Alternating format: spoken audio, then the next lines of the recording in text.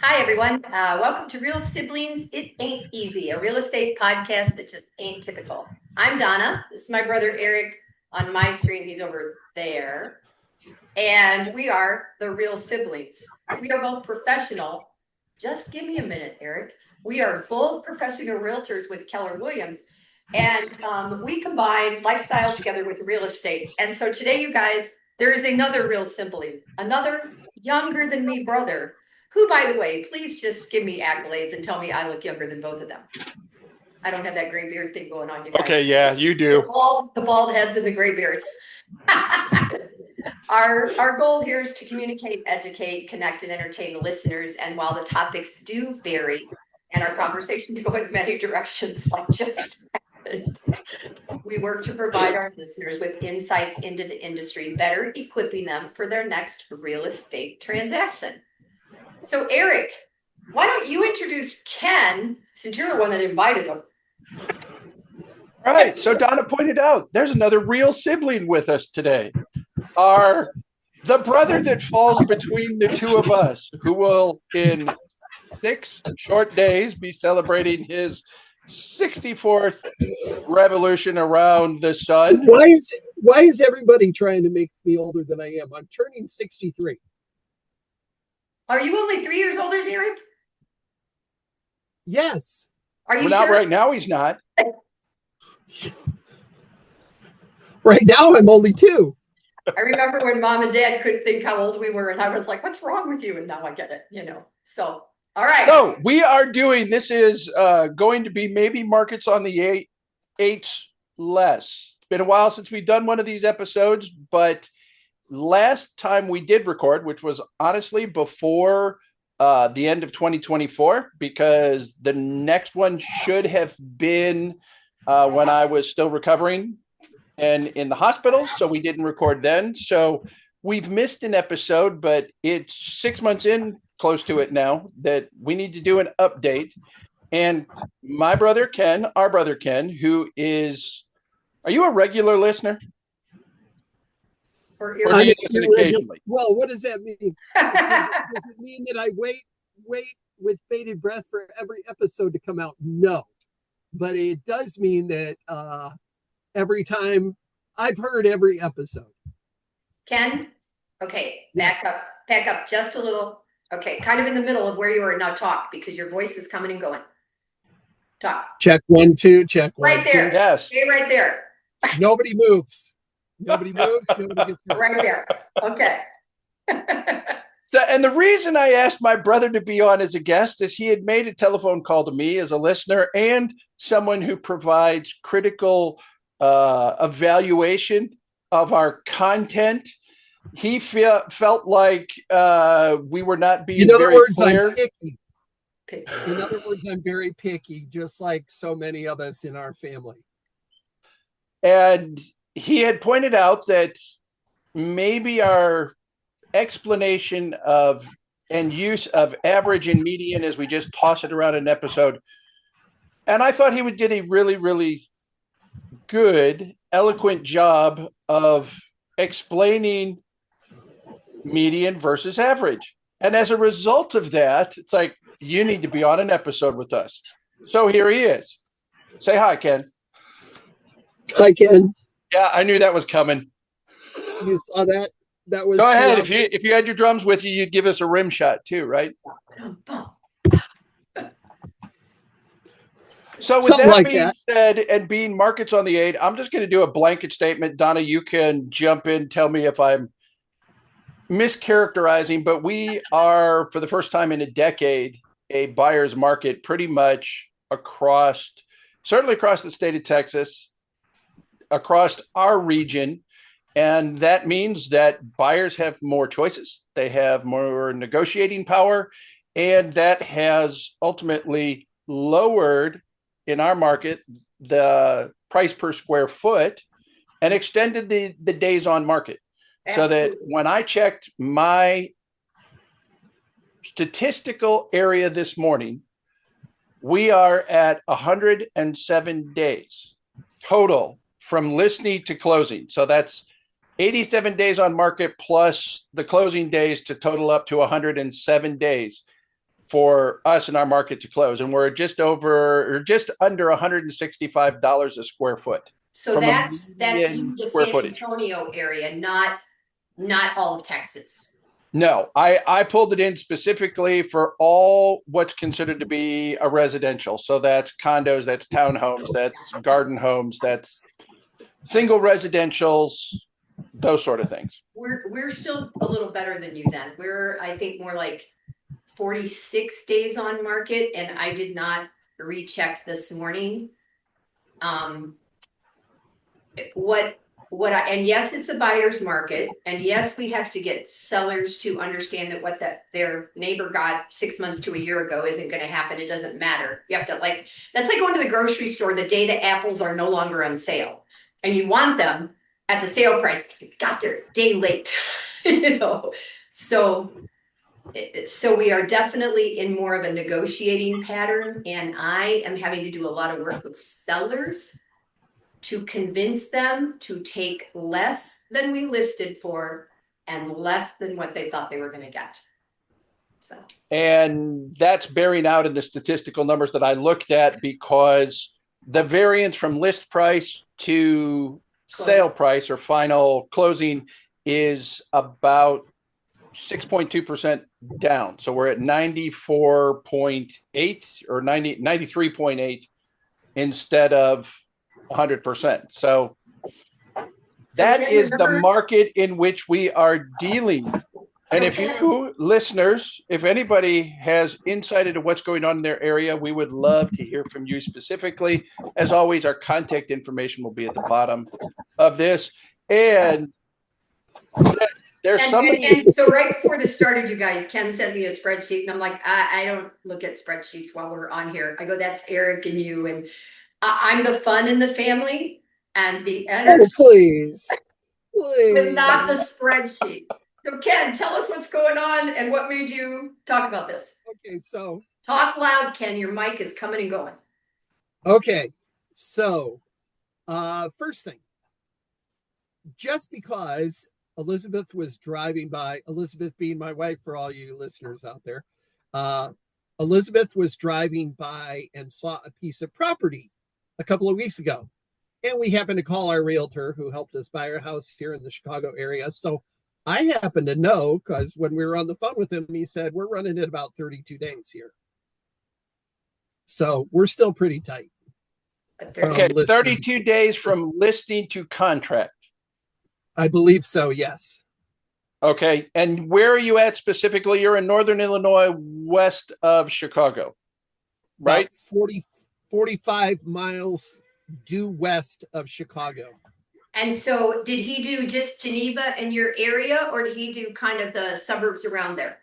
He was doing the area that he supports when he said that, I would presume is what he was talking about, and he does sell a pretty broad area. But it was funny, you guys said it, and I just happened to have that number in my head because of the odd circumstance of us seeing a piece of land and thinking, ooh, maybe build. Oh, stop it. Don't move again. You're just getting it together, for God's sake. That's exactly what Elizabeth and I finally concluded. So we're not moving. We are sick of packing and unpacking. So it's not going to happen. But so let me talk to you about the stats, because I know we have limited time here, and you guys know that my two siblings will be the first to raise their hand and say, Ken is long-winded. If you can tell a story in 5 words, I take 50. Okay, we know that going in. So this all started actually on one of your markets on the 8th, maybe a year ago. And Eric, I remember very distinctly you saying, this number makes no sense. It was some sort of published report, and it said the median value in Texas. And that was what triggered it. And you were like, that makes no sense. And as you discussed it, I was like, they have a mistaken image in your head about what median is. So I'm going to give you as simple of explanations as I possibly can with this stuff. And I've actually asked Donna to give me some sample prices. And Donna, I'll let you describe that in a minute. But let me start off by saying different sets of data are best explained with different measures. All right. And in statistics, there are 3 that are used for what's called, and don't worry, there won't be a test on this. Statisticians call them the measures of central tendency. When I taught stats, I would say typical. If you look at a group of data, what's typical? Okay. So the mathematicians call them central tendency, and they all begin with the letter M, the mean, the median, and the mode. All right. The mean, we all know, is an average. That's the other name for it. And I remember Eric saying on one of the follow-up podcasts, you add them up, you divide however many there are. Boom, done. The problem with that is that in certain sets of data, and housing happens to be one of them, if there's one that the fancy term that we usually use in statistics is outlier, one that doesn't fit, the average gets really funky. And you guys probably have some neighborhoods where you've been in where somebody goes in. I immediately think of Eric up on the mountain.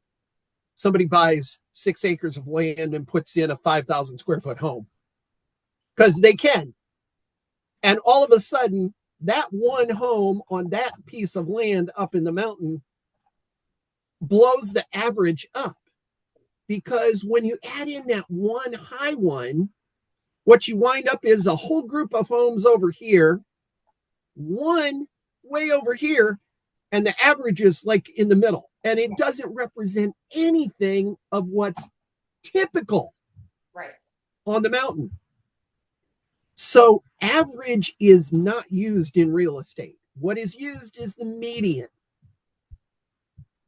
And then we'll talk about the third one, the mode. We'll get rid of that really quick in a minute. But the median is take all your numbers and put them in order from smallest to largest. And the one in the middle is the median. Now, here's what's cool about that. If one of the small ones, now I asked Donna for 11. I said, I want it to be easy. I want 11 properties. So we got 11 properties. And Donna, why don't you describe where those properties came from and where you got the numbers from? So I live in a subdivision of 57 townhomes, and they were built in the 70s predominantly. And so I just went to the tax records and to Zillow, and I put down exactly what the square footage was. I sent you the square footage and the price that Zillow gave us. And then I gave you the 2 that have just sold, 1 that is on the market, and described those a little bit for you so that you could see what is actually happening versus what Zestimates are. Right. So these are real prices for a real area, and it gives you an idea of it. And I specifically asked Donna for the middle, or 11, an odd number of properties, because when you're explaining the median, it's a whole lot easier to say, okay, start at the outside and you count until your fingers meet the middle. And it's the one in the middle. So if you put 11 numbers in order from smallest to largest, it's number 6. Yeah. 5 below it, 5 above it. That's what the median is. Now, in the properties you sent me, and they range in size from 918 square foot to 1588. Yeah, 1588 is the largest one. Yep. And that happens to be one of the odd ones out, and we'll explain that in a little bit. It is, Donna made a note of it. It needs work. It's got a reverse mortgage. It's got a solar lease that hasn't been paid off, all sorts of things. So, but it also is the largest property but also one of the lowest prices out of the 11 as far as the valuation. Sorry for looking down, but I'm looking at all my numbers on my phone so that I can talk about this. Sorry. It only matters on the video players. It only matters on the video. Yep. So just so you know, here's what we came up with. The average for those properties, 285, 255. Okay. So $285,255. Yeah. The median is 290, 300. So about $5,000 more. Now here's the thing though. If you take one of those properties, let's say you take that one that's 1588 that you can get for the bargain price of $280,000, which, just so you guys know, let's see, the valuations run from 227 up to 335 across these 11 properties. So a little over $100,000. And in that spread, if you take that one that was 280, which is just about in the middle. Yeah. But you do the updates on it and such, all of a sudden it could be worth like $350,000, $400,000. Yep. I actually did something. I also took the square footage. I figured out the dollar square footage, and I figured out what the median square footage is. The price per square foot. Tell me what that is, because I'm going to tell you which one is my house. Go ahead. Okay. The median square footage is 215. Now, this older house that needs all the updates right now is listed at $176 per square foot. Donna, you got a calculator handy there? Yeah, I wouldn't even pay that for it, just so you know. I've been in it 3 times, and if it was me and I was going to buy it and flip it, I'd pay $250. Just so you know. Okay. So I but here's the thing. Let's say that you flipped it. Yeah. Okay. Somebody bought it and Yeah. was able to flip it Yeah. and sell it at the median square footage price. $341,420. $341,420 is what it would be. Yeah. Yeah. So it jumps. Now, when you do that, the median will shift. All right. Because the one in the middle shifts. Yeah. Because that house went from below the median to above the median. But the median is known to statisticians as being very resistant to change. And that's what you need when you're doing housing. Because otherwise, if you go in there and somebody takes that one house and puts $500,000 into it, I doubt they would do it with a townhome, but marble floors, yeah, gold, actual gold, yeah, those things, all the fixtures, yeah, all that kind of stuff. All of a sudden, it's way overpriced for the neighborhood. And what you as realtors are trying to do is give them a typical price for their neighborhood. But that neighborhood is really important there too. And that goes all the way back to that question or the issue that got my attention on this when Eric said that median price for Texas makes no sense. Whenever you're looking at a group of data, statisticians call that group of data the population. And you have to define your population. If your population is every property throughout the state of Texas, yeah, a typical value to take the high-end neighborhoods. What's the most expensive neighborhood in San Antonio, Eric? Probably the Dominion or in Aqua Springs, one of those two. Okay, and they're what, $2 million and up or something like that? They can be. Yes. Okay, so you got a $2 million home and you're comparing it to the guy who lives out in East Texas who has a 1,200 square foot home that was built in the 1930s that's a ramshackle that they sell for $75,000. Guess what? When you're comparing that broad of a range, you're going to get some weird numbers that are medians and such, because the population is so old, so broad rather. And that's where, when you guys do a market comparison or you're looking for a comparative price for another property, you're looking at other properties that are the same size, sold relatively recently, so that the market is similar, the demand is similar, all those things. That's what you're trying to do, is narrow that population.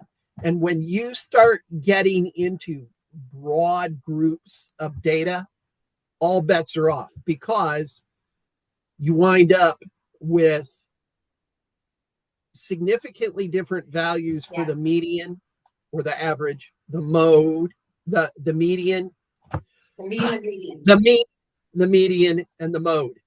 And that's another little tidbit. Okay. When all three of those numbers are the same, that's when you have a bell curve. If you don't have all those, you're not going to have a bell curve. And it's probably very rare that you have a bell curve in the market, because there's always a lot more of the lower end homes or the entry level price homes versus the $1 million homes. They're just not as many of them. I want to interject here based on a couple of things you've said. First of all, do you know which one on that list is my house? 73. Do I know? 7355. So it had my house at 299, 300 or something like that.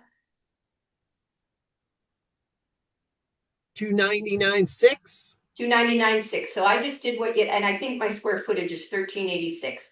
I multiplied it by the 215 and I got 297,990. So 1398 is the number that I have. Okay. I just know it's around 1400. So you can tell statistics matter to me a lot. But what's interesting is everything in my house, I have a custom kitchen that was built after my roof leak. Both bathrooms were redone. The only thing not replaced in my house at this point is the carpet in the bedrooms and the hot water heater. And my plumber just keeps saying, your hot water heater's in the building outside. If it breaks, it's going to run down and water the plants. Don't replace it unless you have to. But I know that if I was to put mine on the market, I would probably list it for like that one that I told you just sold for $335. It was a total flip. And I don't know what they paid for it. But it isn't as big as mine. It doesn't have the third bedroom, things like that. And so I know I would probably list it for about $330. Even though in all of this, it says $299, which is the other thing that I think Eric and I and every other realtor and then buyer and seller has to figure out, regardless of what the numbers are, what does the house look like? And Ken, I think you mentioned Eric being up in the hills, in the hill country, and being there a long time. And I remember when you put that big wraparound deck on your house, but how you had to finance it and stuff like that. So you guys, Ken bought a home in Illinois that I think is about the age of the one we grew up in. It's from the 1800s, right, Ken? Off by 1 year. Yep. From the difference for the house. This house has a plaque on the outside that says the core of the house. And we've had an addition. There was an addition put on at some point. We don't know when and everything, but the core of the house, 1869. Okay. So in Geneva, Illinois, you chose to buy an old house that you were updating, not unlike our father did, right? And when Eric bought his house, it was a manufactured home that got moved to the top of the mountain, right? It was new. And you have a unique, I love your primary bedroom and bathroom. I wish I could have that. The best friend bathrooms. The best friends, yes. And then I have a 1979, which has been mostly updated. So, Ken, in your market, in your area, if you do all the things you say you're going to do, And I'm saying that tongue in cheek. If it all gets done, that you know, what Now do you that you're think? going to be so old, Yeah, what did we yeah. decide? 65? What will that do to the value of your house? Short of making it what you want, what do you think that will do to the value of your home? Given the area that we live in, which is a very desirable town, it's Yeah. a very desirable suburb of Chicago.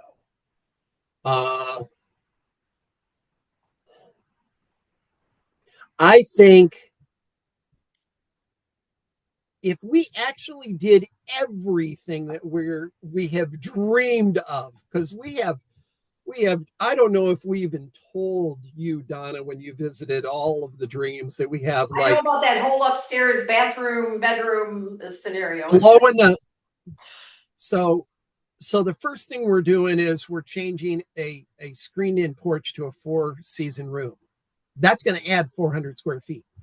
Okay. Boom. So that immediately will bump it up, and that is going to at the same time expand the kitchen. And we all know kitchens and bathrooms are the big thing. So we update that and update the kitchen. Oh gosh, I think that could easily add $75,000 to the value of the home right off the top. So, But what do you think your investment is going to be? right. And are you, I think people need to know that you do a lot of work yourself. You are the one of my brothers who can do some things, and get it and get it done. So yeah, what do you think you'll have? I don't know if Dan listens, but I always say Dan's the one who had to have the instruction book with the hammer. Yeah. So, so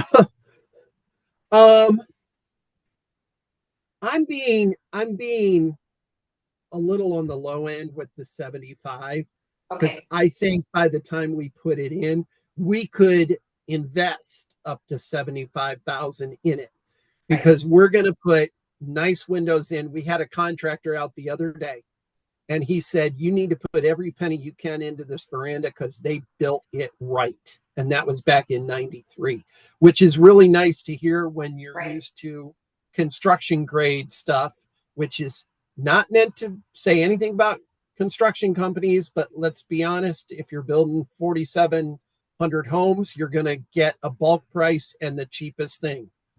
Everybody gets the same appliances, the same, all that kind of stuff. Yeah.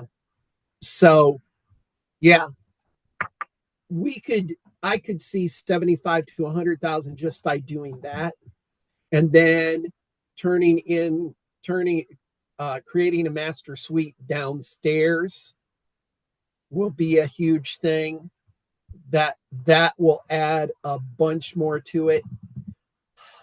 I think we could come pretty close to doubling the value of the house if we do everything we've dreamed of, because it involves new bathrooms, adding a half bath, making a downstairs ensuite with a huge walk-in closet, this new veranda with an open concept. Okay, I'm going to be your sister, and I'm gonna stop you because I want to ask. We need to explain mode. I want to ask Eric a question about his place, because you have just redone your kitchen. You are the person that has to have the wells that build an outside shed, whereas Ken and I are living with city water and things like that. Do you have any idea when you did the kitchen recently, was that an insurance claim, or did you guys just choose to do it? Well, it was an insurance claim, and the insurance didn't cover much. Oh, okay. But so when you've done the deck, you've added your own, whatever you've done I can't remember what all you did. Yes, with everything that had to be done as part of, and it was not a mandatory, or it ended up being a mandatory rebuild. It was not something that we just said, hey, let's change out the cabinets. It's time to change out these counters. We had the mold remediation aside. Yeah. That entire event cost us, for a bathroom, rebuild, kitchen, and some bathroom wall area. Ended up being $45,000. Wow. The insurance claim ended up covering enough so they paid for the new countertops. I'm sorry, I shouldn't laugh, but that's After everything, and the countertops were almost $6,000 for a solid surface, okay. with the island and the little peninsula and the sink and those kind of things. Yeah. So because of where you live and how in the 20 some years you've been there, you're outside. I always say I'm going to San Antonio. I'm not going to San Antonio, right? And correct. And it's grown tremendously on the way there and everything, and you've seen it. Do you feel like over time that all the things that you've done will also not just break even for you, but financially that your property has gained value? Because Yes. you live right where somebody could put that 5,000 square foot house, like Ken said. Yes. Yeah, I do. Okay. I mean, the land, the stuff that we've done. Last time I ran a number, I mean, we did the original land and the house construction, electric, septic, well, all of it. All of it at one time was about $190,000, 20 some years ago. Okay. And the last time I ran everything, we're just under $500,000 if we put it on the market. Yeah. Part of the reason that I ask that is because we talk about here stats, but lifestyle. We have all chosen a different lifestyle. You have chosen a hilltop in the hill country. Our brother Dan moved out of town after 30 years in town and has a big house overlooking a lake. Ken and his wife have gone to a suburb of Chicago, but chosen an old house that's going to be updated. And I live in a townhouse that's kind of a lock and go. So the money we spend also contributes to the lifestyle we choose. Reflects our lifestyle, no question. So I know we're running out of time. Yeah. Ken, you said you were going to touch on mode. Give us a quick rundown of what you've done. Spent most of the time on median. What's the mode? The mode is the value that occurs most often. Say that again. Oh, the mode is the value that occurs most often. Is that what you said? Yes, that occurs most often. So in the set of data, this is why it's almost useless for real estate. What's the chances that you'll pull 25 properties and that 2 of them will even have the same price?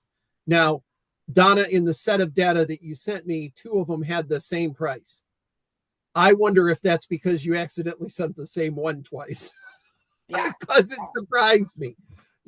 What are the chances that you're going to list and go out there and find 2 houses that are different square footages, but have the exact same listing price, and you can use as comps?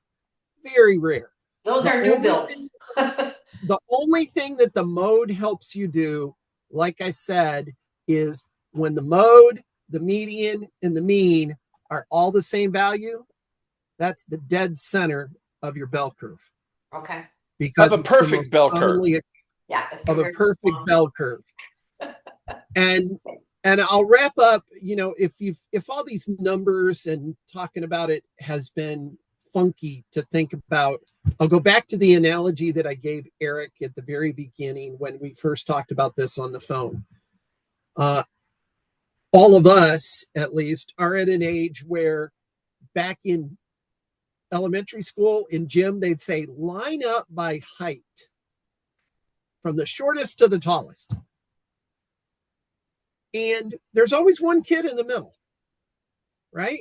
Half of the kids are one side and the other half are on the other side, but there's one kid in the middle. That's the median. That's a median. That's the typical. Now, here's the thing. If you look at that group, 1 minute, go.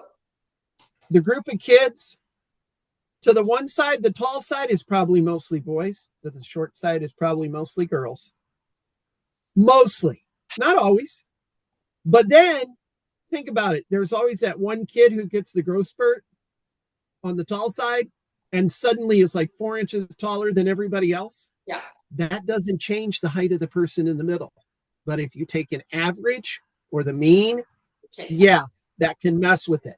Look at it. So median is what you use, and that's why the median is so important to your real estate, because it's a better representative value of what's typical within your market. And your market is your population, as the statisticians call it.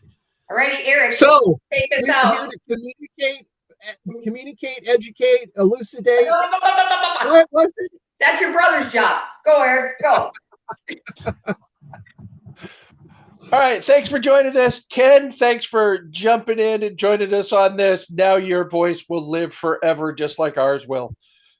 We do not brush it off or overlook the fact that you, as our listeners, have taken time to join us today. We sincerely appreciate that in joining us on this latest version of Markets on the 8th. As we conclude, we are hopeful that our insights will help you make better choices and be better informed on your next real estate transaction. Our goal here is to help you find the perfect home for you to build your wonderful life. As a reminder, both Donna and I are realtors with Keller Williams. Donna's in Tucson, Arizona. I'm in the San Antonio, Texas, and the Texas Hill Country. We are happy to help you if you need help in this area. And as a reminder, we also have connections all across the United States and all over the world. Reach out to us. Let us do the difficult work and find the perfect realtor to help connect you with. Remember, maybe simple, ain't always easy. I'm Eric. I'm Donna. And we are Real Siblings. There you go, Ken. You're in on it. Wow, that was great. Thanks, you guys. I'm going to hit stop. That's it.